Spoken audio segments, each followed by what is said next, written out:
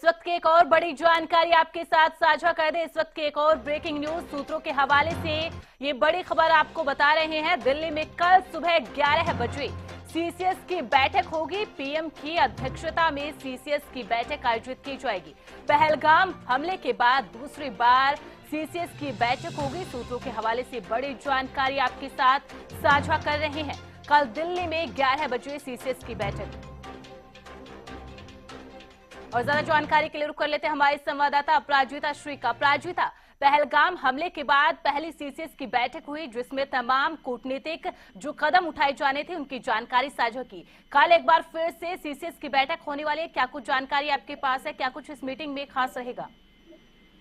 बिल्कुल, देखिए कल सुबह 11 बजे दूसरी सीसीएस की बैठक होने वाली है। पिछले हवाले से बड़ी जानकारी जिस तरीके से सामने आ रही है, प्रधानमंत्री नरेंद्र मोदी की अध्यक्षता में ये बैठक होने वाली है। दूसरी बैठक है सीसीएस की।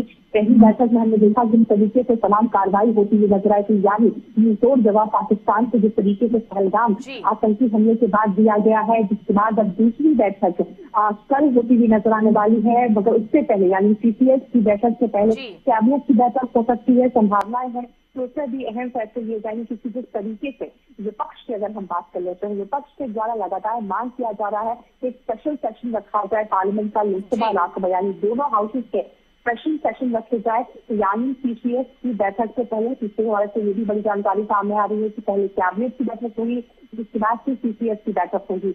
बीते दिनों में देखा है किस तरीके से काफी मीटिंग होती हुई नजर आई है। प्रधानमंत्री नरेंद्र मोदी खुद तमाम मीटिंगों का जायजा लेते हुए नजर आए हैं, अपडेट देते हुए नजर आए हैं। तो कल की मीटिंग खुद में काफी महत्वपूर्ण मानी जा रही है कि आगे क्या कार्रवाई करती हुई नजर आने वाली है इंडिया, चाहे वो बीएसएफ का मामला हो जाता है, यानी बीएसएफ क्या हमारे जो बीएसएफ जवान फंसे हुए हैं पाकिस्तान में, उनको लेकर भी संभावनाएं है कि चर्चाएं की जा सकती है। इसके अलावा और भी जो तमाम चीजें हैं कि किस तरीके से आगे मूव करना है, क्या अपडेट है, चाहे वो सीटी वाटर ट्रीटी की बात चली जाए या और भी चीजों की बात चली जाए, तो क्या अपडेट है, टेररिस्ट को ढूंढने का जो सर्च ऑपरेशन लगातार जारी है उसकी क्या अपडेट है। जिस तरीके से एलओसी की अगर बात करें तो वहां भी जिस तरीके से पाकिस्तान के द्वारा कायराना चीजें वहां पर की जा रही है, हालांकि इंडियन आर्मी के द्वारा उसे दबाने की पूरी कोशिश की जा रही है। लगातार जिस तरीके से विफल पाकिस्तान के हमलों को किया जा रहा है, तो इन तमाम चीजों को लेकर कल की मीटिंग में डिस्कशन होते हुए नजर आ सकते हैं। बिल्कुल अपराजिता, आपने जानकारी दी किस तरीके से सीसीएस की मीटिंग में चर्चा हो सकती है। बीएसएफ का जवान जो इस वक्त पाकिस्तानी रेंजर्स के कब्जे में, उसको लेकर चर्चा की जा सकती है।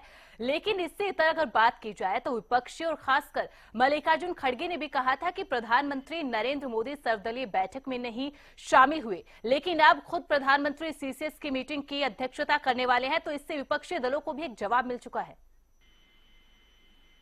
बिल्कुल, देखिए इसका जवाब मिलता होना चाहिए क्योंकि देखिए जिस तरीके से सर्वदलीय बैठक हुई थी, इस बैठक में प्रधानमंत्री नरेंद्र मोदी नहीं मौजूद थे। हालांकि कांग्रेस के नेताओं के द्वारा यानी मल्लिकार्जुन खड़गे के द्वारा तो जरूर सवाल उठाया गया। इसके अलावा कांग्रेस के नेताओं के द्वारा भी कहा गया कि अगर प्रधानमंत्री नरेंद्र मोदी भी इस बैठक में मौजूद रहते तो उनका जो प्रभाव है, इस मीटिंग का जो प्रभाव है वो और भी ज्यादा बढ़ता हुआ नजर आता है। और जल्दी से जो एक फास्ट फॉरवर्ड तरीके से तमाम चीजें होती है वो होती हुई नजर आती है, क्योंकि जो लास्ट डिसीजन, जो लास्ट कॉल होता है वो प्रधानमंत्री का होता है। यानी इस मीटिंग में डिस्कशन किए जाएंगे, इसके बाद फिर उसे ब्रीफ किया जाएगा प्रधानमंत्री को। इससे वजह था कि वो बिहार के दौरे थे, यानी या तो जल्दी आ जाता या तो नहीं जाते, जिसके बाद फिर वो सर्वदलीय बैठक में हिस्सा लेते और वहां पर तमाम उन्हें उनके सामने होती हुई नजर आती है। इसके अलावा जिस तरीके से और भी जो विपक्ष के द्वारा कई मसलों पर हमला करते हुए विपक्ष नजर आ रही है, चाहे प्रधानमंत्री नरेंद्र मोदी एक हैंडल से जिस तरीके से फोटो एक पोस्ट भी इस तरीके से किया गया है कि अपनी जिम्मेदारी से गायब होते हुए इस